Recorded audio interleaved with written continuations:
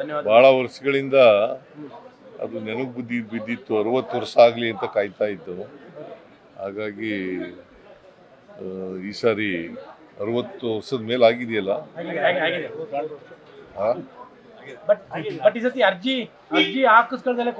ಅರ್ಜಿ ಹಾಕದೇನೆ ಕೊಟ್ಟಿದ್ದೀವಿ ಈ ಸಾರಿ. ಯಾರಿಗೂ ಅರ್ಜಿ ಹಾಕ್ಸಿಲ್ಲ. ಅದನ್ನ ಪಾಪ ಎಲೆ ಮರೆ ಕಾಯಿ ಅಂತ ಇದ್ದಂಥವ್ರಿಗೆಲ್ಲ ಹುಡುಕಿ ಕೊಟ್ಟಿದ್ದೀವಿ. ಮತ್ತು ಸಾಮಾಜಿಕ ನ್ಯಾಯ ಎಲ್ಲ ರೀಜನಲ್ ಬ್ಯಾಲೆನ್ಸ್ ಮಾಡಿರ್ತಕ್ಕಂಥದ್ದು ಎಲ್ಲ ಮಾಡಿದ್ದೀವಿ.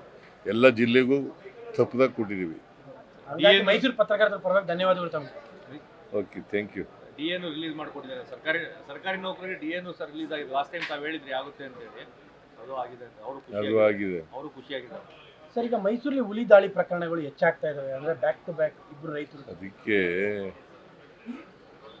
ಏನಾಗಿದೆ ಅಂತಂದ್ರೆ, ನಿಜ ಹೇಳಬೇಕು ಅಂತಂದ್ರೆ, ಫಾರೆಸ್ಟ್ನಲ್ಲಿ ಜನಗಳು ಜಾಸ್ತಿ ಓಡಾಡೋಕ್ಕೆ ಶುರು ಮಾಡಿಬಿಟ್ಟಿದ್ದಾರೆ. ರಿಸಾರ್ಟ್ಗಳೆಲ್ಲ ಆಗ್ಬಿಟ್ಟಿದ್ದಾವೆ. ಆಮೇಲೆ ಸಫಾರಿಗಳೆಲ್ಲ ಜಾಸ್ತಿ ಆಗ್ತಾ ಇದೆ. ಸೊ ಅದು ಒಂದು. ಎರಡನೇದು, ನೀರು ಮತ್ತು ಮೇವು ಇಲ್ಲದೆ ಇರ್ತಕ್ಕಂಥದ್ದು. ಮೂರನೇದು, ಈ ಚಿರತೆಗಳ ಹಾವಳಿ ಹೊರಗಡೆ, ಫಾರೆಸ್ಟ್ ಒಳಗಡೆ. ಸೊ ಇವೆಲ್ಲ ಕಾರಣಗಳಿಗಾಗಿ ಅವು ಮೇವು ನೀರಿಗೋಸ್ಕರ ಹೊರಗಡೆ ಬರ್ತವೆ. ಆನೆಗಳು, ಹುಲಿಗಳು, ಚಿರತೆಗಳು, ಕಾಡಂದಿಗಳು, ಜಿಂಕೆಗಳು ಇವೆಲ್ಲ ಬರ್ತವೆ. ಇದರಿಂದ ನಿನ್ನೆ ಒಂದು ಮೀಟಿಂಗ್ ಮಾಡಿದ್ದಾರೆ ಇವರು, ಮಹದೇವಪ್ಪ, ವೆಂಕಟೇಶ್, ಫಾರೆಸ್ಟ್ ಮಿನಿಸ್ಟರ್ ಎಲ್ಲ ಒಂದು ಮೀಟಿಂಗ್ ಮಾಡಿದ್ದಾರೆ. ನಾನು ಒಂದು ಮೀಟಿಂಗ್ ತಗೋತಾ ಇದ್ದೀನಿ ಈಗ. ಕೆಲಸ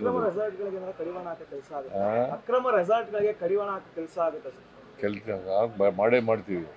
ಯಾರೇ ಅಕ್ರಮವಾಗಿ ರೆಸಾರ್ಟ್ಗಳು ಮಾಡ್ಕೊಂಡಿದ್ದಾರೆ ಅವ್ರ ಮೇಲೆ ಕ್ರಮ ತಗೋತೀವಿ.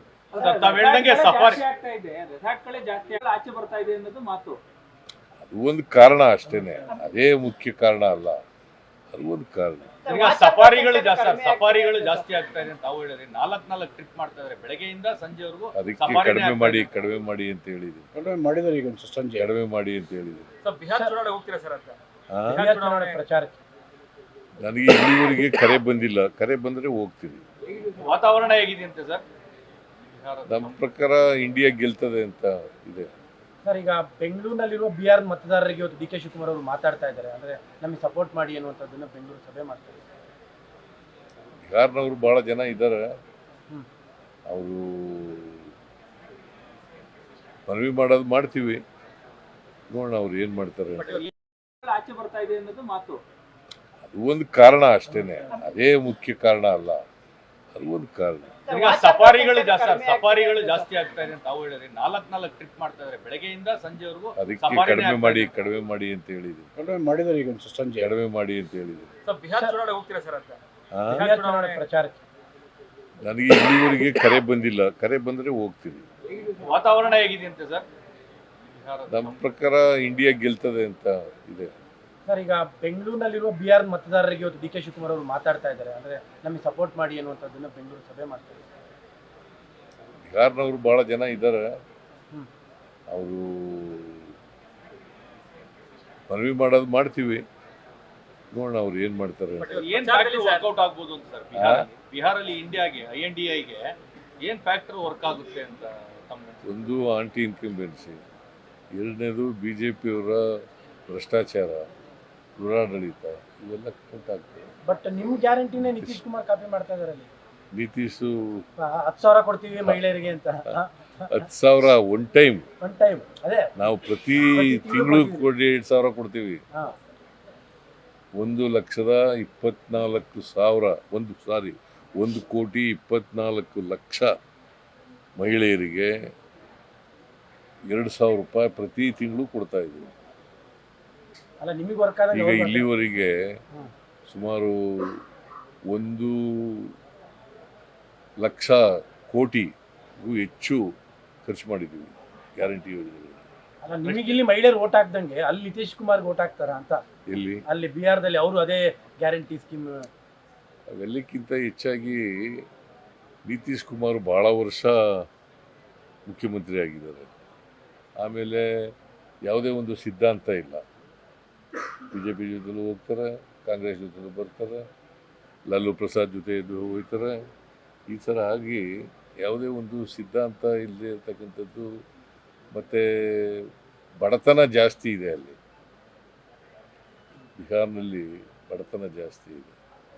ಸೊ ಹಂಗಾಗಿ ಹೆಚ್ಚಾಗಿ ಬಡವರು, ಹಿಂದುಳಿದವರು, ಅಲ್ಪಸಂಖ್ಯಾತರು, ದಲಿತರು ಎಲ್ಲ ಕಾಂಗ್ರೆಸ್ ಪರ ಓಟ್ ಹಾಕ್ತಾರೆ.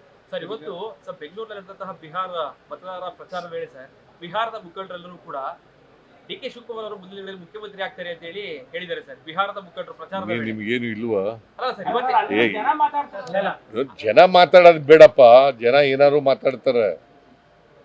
ಹೈಕಮಾಂಡು ಯಾರು ಯಾರ್ರೀ ಹೈಕಮಾಂಡು? ಸೋನಿಯಾ ಗಾಂಧಿ ಅವರು, ರಾಹುಲ್ ಗಾಂಧಿ ಅವರು, ಸೋನಿಯಾ ಗಾಂಧಿ ಅವರು, ರಾಹುಲ್ ಗಾಂಧಿ ರಾಹುಲ್ ಗಾಂಧಿ ಅವರು, ಖರ್ಗೆ ಅವರು, ಅವ್ರು ಮಾತಾಡಿದಾರ? ಅಲ್ಲ, ಮತ್ತೆ ಬಿಹಾರದವರು- ನೀವೇ ಅಲ್ಲ ಸರ್, ನಿಮ್ದೇ ಚರ್ಚೆ ಜಾಸ್ತಿ. ಮುಖಂಡರುಗಳು ಅಲ್ಲಿ ಇವತ್ತು ಮಾತಾಡ್ತಾರೆ. ಅವರು ಜನ ಮಾತಾಡೋದಕ್ಕಿಂತ ನಿಮ್ಮದೇ ಜಾಸ್ತಿ ಆಗಿರೋದು. ಸರ್, ಇಲ್ಲ ಸರ್, ನಾವು ಕೇಳಪ್ಪ, ಈಗ ಪ್ರಶ್ನೆ ಕೇಳಲಿಲ್ಲ ಈಗ ಅವರು. ಅವ್ರು ಹೇಳ್ತಾರೆ ಅಗತ್ಯ ಏನಿತ್ತು? ಅಲ್ಲ ಅಲ್ಲಿಯ ಮುಖಂಡರು ಈಗ ತಾನೇ ಮಾತಾಡಿದ್ದಾರೆ ಅಂತ ಕೇಳಿದ್ರು. ಯಾವ ಮುಖಂಡರು? ಅಲ್ಲಿಯ ಡಿ ಕೆ ಶಿವಕುಮಾರ್ ಅವರು ಸಭೆ ಮಾಡ್ತಾ ಇದ್ದಾರೆ ಬಿಹಾರದ ಮತದಾರರ ಜೊತೆ. ಚರ್ಚೆ ಜಾಸ್ತಿ ಆಗ್ತಾ ಈಗ ನೋಡ್ರಿ, ಹೈಕಮಾಂಡ್ ತೀರ್ಮಾನ ಮಾಡಬೇಕು. ಹೈಕಮಾಂಡ್ ತೀರ್ಮಾನ ಮಾಡದೆ ಬೇರೆ ಯಾರೇ ಇದು ಮಾತಾಡಿದ್ರು ಕೂಡ ಅದಕ್ಕೆ ಕಿಮ್ಮತ್ತಿಲ್ಲ. ಓಕೆ ಸರ್, ಸಂಪುಟ ಪುನರಚನೆ ಏನಾರು ಮಾಡ್ತೀವಿ? ಸಂಪುಟ ನಾನು ಬಿಹಾರ್ ಚುನಾವಣೆ ಆದ ತಕ್ಷಣ ಮಾತಾಡ್ತೀನಿ ರಾಹುಲ್ ಗಾಂಧಿ. ದೆಹಲಿ ಗ್ಯಾರಂಟಿ ನ್ಯೂಸ್, ಸುದ್ದಿ ಖಚಿತ, ನ್ಯಾಯ ನಿಶ್ಚಿತ.